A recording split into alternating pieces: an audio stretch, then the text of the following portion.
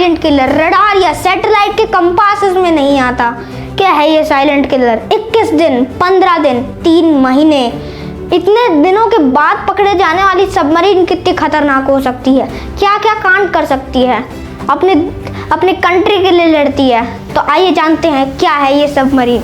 लेकिन वीडियो को कंटिन्यू करने से पहले लाइक और सब्सक्राइब कर देना और कमेंट भी कर देना कि आपको वीडियो कैसी लगी। तो शुरू करते हैं। तो हेलो दोस्तों, आज हम बात करने वाले हैं हमारे इंडियन आर्मी के बारे में, अबाउट सबमरीन।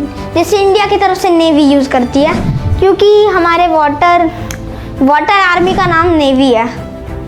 तो इसका सबसे पहला पार्ट मैं आपको बता देता हूँ, प्रोपेलर। इसके पीछे के पंखे को प्रोपेलर बोलते हैं। तो उसमें क्या है, सबमरीन में इंजन फिट कर दो, वो घुमाने लगेगा। नहीं, सच में पंखे वाला प्रोसेस नहीं है, बहुत हार्ड है।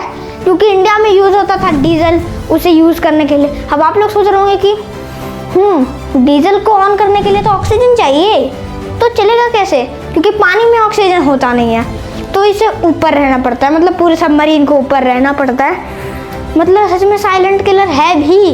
वैसे हाँ, मैं आपको बता देता हूँ, सबमरीन्स को साइलेंट किलर बोलते हैं। और आप लोग सोच रहे होंगे कि आधी सबमरीन को ऊपर लेकर आया जाता था, तो ये साइलेंट किलर कैसे हुई?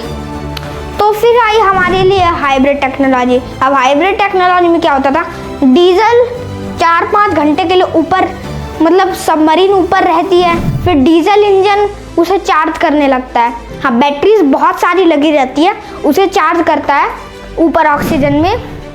तो फिर 2 दिन के लिए, मतलब इतने सारे बैटरीज 4-5 घंटे की, और इतना सारा डीजल इंजन, तो फिर भी एक सिर्फ 2 दिन का हो रहा है, तो ये काम में नहीं है। लेकिन फिर भी अच्छा तो था, कम से कम साइलेंट किलर कहलाने के लायक था। तो इसकी एक खराबी ये थी कि वो फिर हर 2 दिन पे ऊपर आ जाएगा, तो रडार के पकड़ में आ जाती है। पूरी सबमरीन ऊपर आ जाती है, तो फ़ायदा क्या हुआ? तो फिर स्मॉकलिंग टेक्नोलॉजी को अपनाया गया। उसमें आधी सबमरीन को ऊपर करने की जगह सिर्फ एक पाइप निकलती है। लेकिन आजकल की रडार और सैटेलाइट इतनी एडवांस हो चुकी है कि इस डंडे को भी पकड़ लेती है। मतलब ज़्यादा नहीं हो गए, मतलब डंडे को भी पकड़ लिया, तो ये भी काम का नहीं है। मतलब इसके पेपर को भी मोड़ के फेंक दिया। हाँ, क्योंकि फिर भी 2 दिन में पकड़ा गया। तो अब हमारे लिए DRDO ने बनाई हमारे लिए AIP, एयर इंडिपेंडेंट प्रोपल्शन। अब इसमें AIP में क्या है कि बायो टॉयलेट ऑक्सीजन और हाइड्रोजन का यूज़ करके इलेक्ट्रिसिटी पानी के अंदर ही पैदा कर लेती है, और फिर 15 दिन तक काम करती है। तो ये हुई परफेक्ट साइलेंट किलर। लेकिन ये महीने में एक बार आती है, लेकिन फिर भी चलेगा। लेकिन 15 दिन में पता नहीं कितने सारे मिशंस पूरे किए जा सकते हैं, कितने सारे वॉर्स लड़े जा सकते हैं। तो फिर ये भी अच्छा हुआ। लेकिन फिर इंडिया के पास आ गई न्यूक्लियर सबमरीन्स। अब ये तो 3 महीने तक निकलती नहीं है, लेकिन गोदाम में सारा खाना ख़त्म हो जाता है, फूड सप्लाई ख़त्म हो जाती है। हाँ, फूड सप्लाई, मेड किट्स, ये सब, फिर मेडिसिन किट्स, ये सब ख़त्म हो जाती है। तो फिर उसके लिए भरने के लिए उसे डॉक किया जाता है उसे, मतलब 3 महीने के बाद उसे डॉक किया जाता है। शिप में जाके अपनी फूड भरते हैं, मेड किट्स भरते हैं, तो फिर से 3 महीने के लिए साइलेंट किलर बन जाती है। मतलब ये इसका सर्कल है। वैसे तो ये 10 साल तक भी रह सकती है। हाँ, 10 साल तक इसका गोल है, वो भी इसे ये कर सकती है। मतलब अच्छी सी हमारे पास सबमरीन आ गई। तो फिर भी इसके दो टाइप्स हैं। पहला, अटैक सबमरीन, टॉर्पीडो मारता है ये।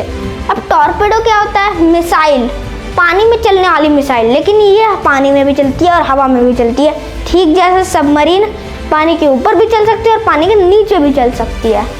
तो टॉर्पीडो बड़ा भयानक है। इसकी स्पीड इतनी है कि वो सामने आने वाली कोई सी भी चीज़ को चीर फाड़ कर सकता है, मतलब ख़त्म कर सकता है। जैसे वो पानी के बीच में जाता है तो पानी को चीरते जाता है, हवा में जाता है तो हवा को चीरते जाता है, तो उसके लिए छाप छोड़ जाता है। मतलब बीच में हमेशा कोई गैप रह जाता है, क्योंकि निशान, लेकिन उसे देखने वाला कोई नहीं रहता।